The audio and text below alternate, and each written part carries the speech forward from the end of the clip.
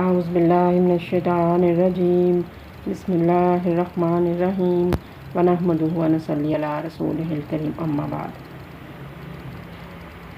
اسلامی معاشرے میں مرد اور عورت کو نکاح کے مقدس رشتے کے ذریعے ایک کڑی میں پرویا جاتا ہے جو اکٹھے زندگی گزارنے کا ایک ایگریمنٹ ہے۔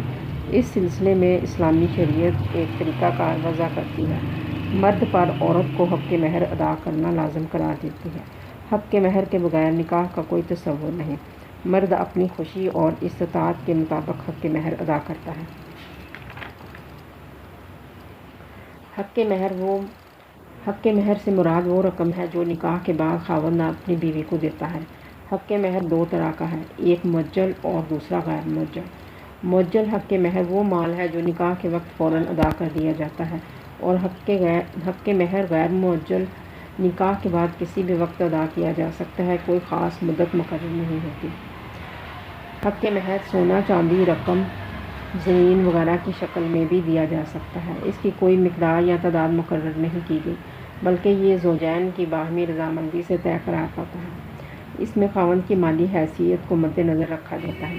لڑکی کے خاندان اور حیثیت کو بھی اہمیت دینی چاہیے کہ اس کا حق مہر اس کے خاندان کی دوسری لڑکیوں کے حق مہر کے مطابق ہو، تاکہ اسے کوئی شرمندگی نہ ہو۔ یہ سب اخلاقی ہدایات ہیں۔ حق مہر خالصتاً بیوی کی ملکیت ہے، کسی دوسرے کا اس پر قطعاً کوئی حق نہیں، وہ اپنی مرضی سے اسے استعمال کرنے کی مجاز ہے۔ قرآن مجید میں حق مہر کی ادائیگی کے بارے میں فرمان ہے، وَآتُوا النِّسَاءَ صَدُقَاتِهِنَّ نِحْلَةً، اور عورتوں کا ان کا مہر خوشی سے ادا کرو۔ اس ہدایت سے معلوم ہوتا ہے کہ حق مہر ادا کرنے کو بوجھ سمجھنا یا زبردستی معاف کروانے کی کوشش کرنا گناہ ہے۔